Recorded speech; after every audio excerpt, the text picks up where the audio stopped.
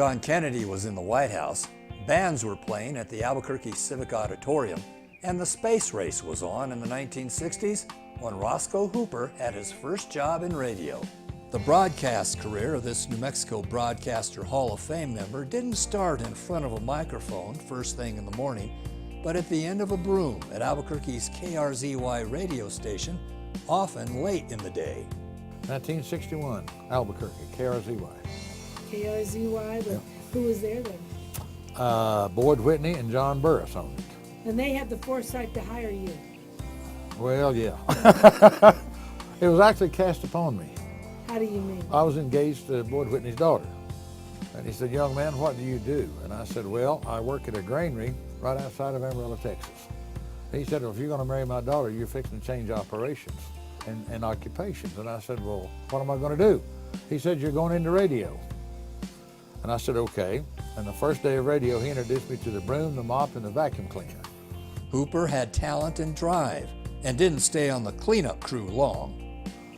And they wanted me to go on the air, so my show was from 4 a.m. to 6 a.m. every morning. That's how bad I was. Hooper hosted radio shows for 23 years until he said he noticed a difference between himself and the sales staff.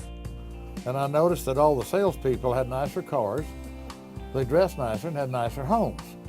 And I thought, well, I'm doing something wrong here, so that's when I went into sales. He moved from DJ duties to sales and never went back to a microphone.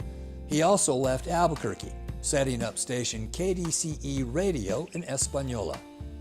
It was a fishing trip to Farmington that convinced him he needed another move. He still worked for his father-in-law and former Governor John Burroughs at KRAZ-FM. Through the years, the stations changed owners from Clear Channel to iHeart, and even a stint at Capstar. I raised my family here, love Farmington. Farmington's been very good to me. I love this little town. But sales, that was what I was designed for, radio sales. I love sales. I get up every morning, I don't know where I'm going, I don't know who I'm going to talk to, and I don't know what I'm going to talk about. And that's very exciting to me, because still today it's the same way. I don't have a clue who I'm going to talk to, what I'm going to talk about, or where I'm going. That's a brand new trail every day, and it's always been exciting. That's why I love it.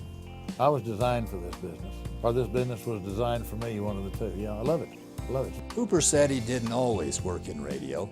He left the industry for a few years to work with RVs, but realized he missed broadcasting and returned.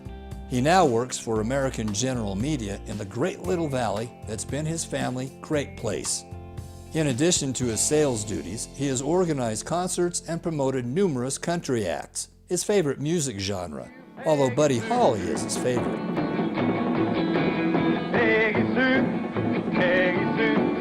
oh how I yearn for you, oh Peggy, my Peggy. Along the way, this new Hall of Fame member and his wife raised 4 children. When not out selling airtime, Hooper said he has found time to raise a series of bull terriers, his latest a 90-pounder named Bronson. He said he also spends time fishing, hunting, camping, and riding his motorcycle. Hooper says he's proud of his career, adding his inclusion in the Hall of Fame is a wonderful tribute. To be recognized by your peers and put in the Hall of Fame, it's unbelievable to me. It really and truly is. It's a wonderful honor. I still can't believe it, but I truly, whether I deserve it or not, I don't care. I'm going to take it. Please join us in honoring this NMBA Hall of Fame member. Oh, well, I love you, gal, and I want